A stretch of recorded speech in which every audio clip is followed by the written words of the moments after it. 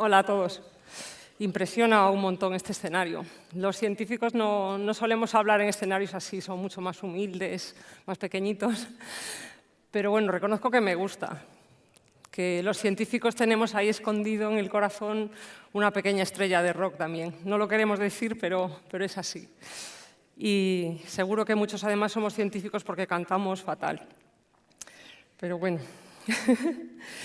He pensado también mucho en qué os podía contar hoy para ayudaros a decidir qué vais a hacer, en qué puedo trabajar. Y bueno, os voy a contar un poco mi historia. A mí cuando tenía vuestra edad, pues escuchaba mucho hablar de carreras que tienen salidas.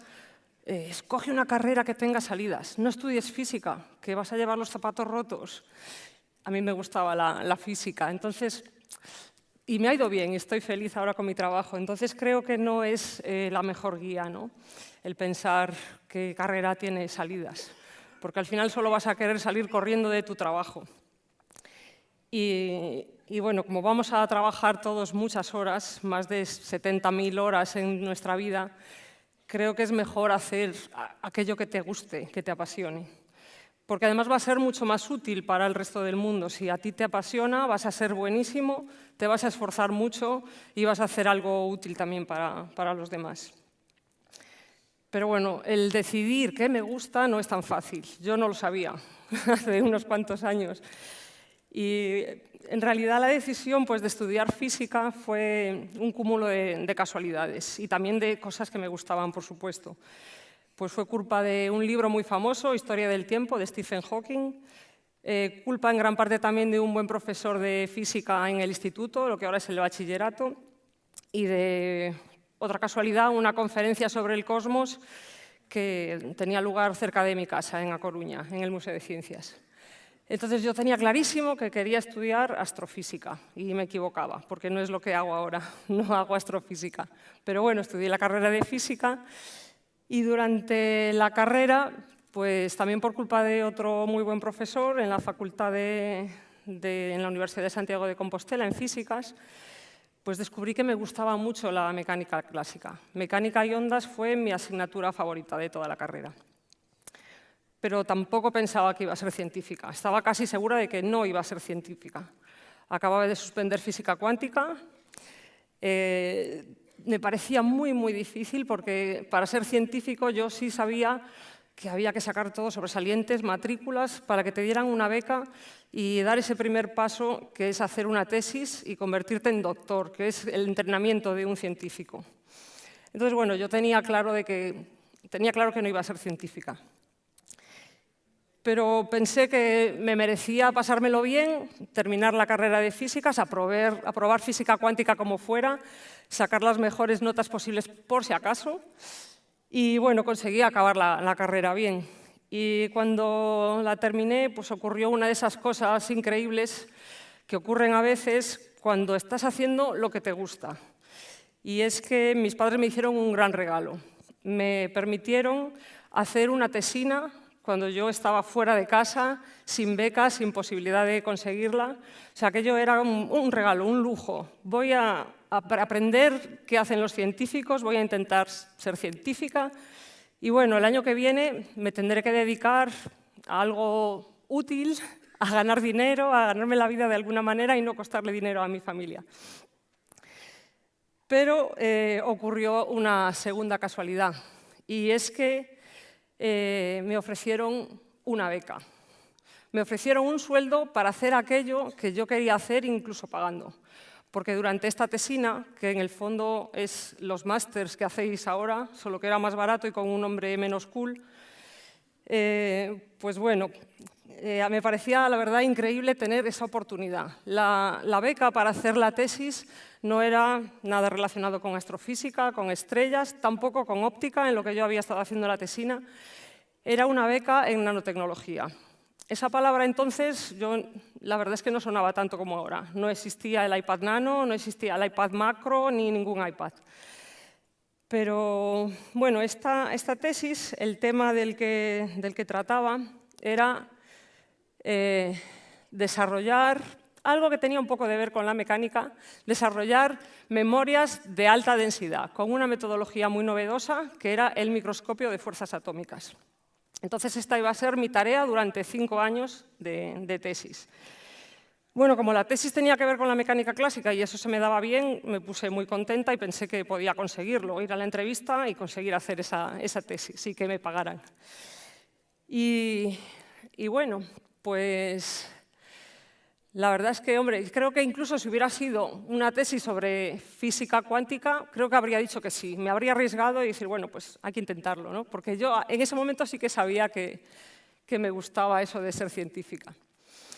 Bueno, tampoco hago nanoelectrónica ahora. Otra vez me estaba equivocando. ¿De verdad eso es lo que te gusta?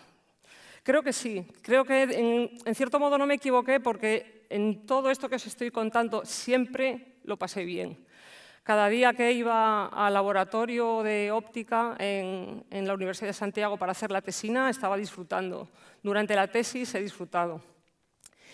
Y ahora pues lo que hago es algo que sí tiene que ver con la mecánica, pero es aplicar la mecánica clásica a la biología. Lo que hago ahora es desarrollar instrumentación científica, instrumentos, métodos nuevos y aplicar todo lo que sé de física y mecánica para entender problemas en biología.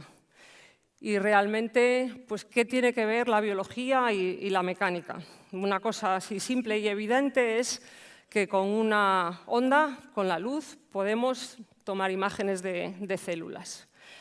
Pero podemos hacer mucho más desde la física y desde la mecánica para entender problemas en biología.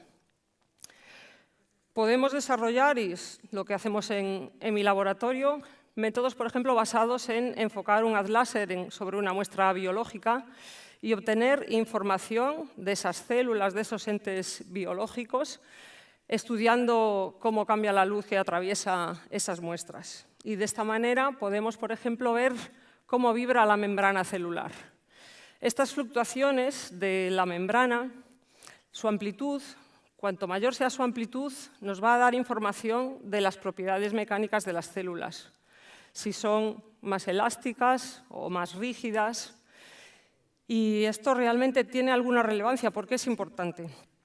Bueno, la mecánica y la vida yo las veo muy relacionadas. No sé si es porque al que tiene un martillo todo le parecen clavos y yo sé de mecánica clásica, pero creo que no. Por ejemplo, las células en el oído, las células ciliadas sensoras, sus propiedades mecánicas van a determinar qué rango de frecuencias podemos escuchar. Otro ejemplo, cuando el parásito de la malaria infecta un glóbulo rojo, cambia sus propiedades mecánicas. Y esto provoca muchos de los efectos secundarios graves de la enfermedad. Hay fármacos que también son capaces de hacer más rígidas las células sanguíneas y por eso provocan trombos. Entonces, estudiar las células desde el punto de vista de la física tiene mucho sentido también para las aplicaciones finales, para aprender más y para ser capaces de desarrollar mejores herramientas de diagnóstico. Además de este instrumento que os he contado, ¿qué más podemos hacer desde la mecánica? Bueno, pues podemos también utilizar unos pequeños trampolines microfabricados en silicio que tienen un diámetro que es 100 veces menor que un cabello. ¿Cómo podemos leer estos pequeños sensores? Pues de nuevo con un haz láser que hacemos incidir sobre la superficie. La luz reflejada nos va a dar información de cuál es la frecuencia de vibración de estos sensores. ¿Y cómo funcionan? Pues es similar a las cuerdas de una guitarra. La cuerda de una guitarra vibra a una frecuencia que viene dada por la tensión que soporta, por su longitud y por su masa. Si cambia la masa, va a cambiar esa frecuencia, va a vibrar en otra nota. Estos sensores, de la misma forma, cuando se absorbe una célula, un virus o incluso una biomolécula sobre su superficie, cambia su frecuencia de resonancia hacia frecuencias menores. No podemos escucharlo, pero sí podemos verlo con este láser, como os he contado, y podemos medir y caracterizar la masa de estos entes biológicos con mucha precisión. A los físicos nos encanta medir todo con la mayor precisión posible. Podemos también, con estos trampolines flexibles, lo que podemos hacer es tratar de deformar las células y medir fuerzas. Las fuerzas que podemos aplicar, además, son muy, muy pequeñas, tan pequeñas como las fuerzas que unen los átomos entre sí. Podemos, de esta forma, obtener información de la topografía de las células, de sus propiedades mecánicas, de interacciones moleculares en la superficie de las células o entre moléculas. Y si miniaturizamos todavía más esta especie de trampolines o de cuerdas de guitarra, podemos pesar también entes biológicos más pequeños. Podemos pesar virus individuales, distinguir un virus de otro virus, porque todos tienen una masa distinta y específica de cada uno, si la medimos con suficiente resolución. Podemos pesar proteínas individuales o hebras de ADN individuales. El tamaño de estos sensores se ha conseguido reducir ya a un tamaño 100.000 veces menor que el diámetro de un pelo, incluso por debajo de eso. Y eso es lo que nos da tanta potencia de biosensado. Pero bueno, en el título de mi charla yo hablaba de la mecánica de la vida y parece un poco exagerado, pero es verdad. Porque con este tipo de sensores y de trampolines podemos también detectar fuerzas intermoleculares. ¿Por qué me refiero por qué digo que esto está relacionado con la mecánica de la vida? Las células se comunican entre sí enviándose señales moleculares. Se envían proteínas y una de estas proteínas, cuando llega a la célula objetivo, encaja como una llave en una cerradura y le da a la célula una señal. Le dice si debe migrar hacia una herida, si debe programar su muerte necesaria o si debe dividirse. Pero bueno, en realidad esta llave y esta cerradura no son rígidas, se pueden deformar cuando se encuentran, se deforman y se adaptan. Y estas fuerzas es lo que podemos medir con estos sensores y entonces obtener información de estas fuerzas intermoleculares. Entonces, bueno, mi mensaje final es que penséis en qué os gusta aprender, en qué queréis seguir aprendiendo toda la vida, porque seguramente eso sea vuestra vocación y algo en lo que seréis muy buenos y podréis disfrutar.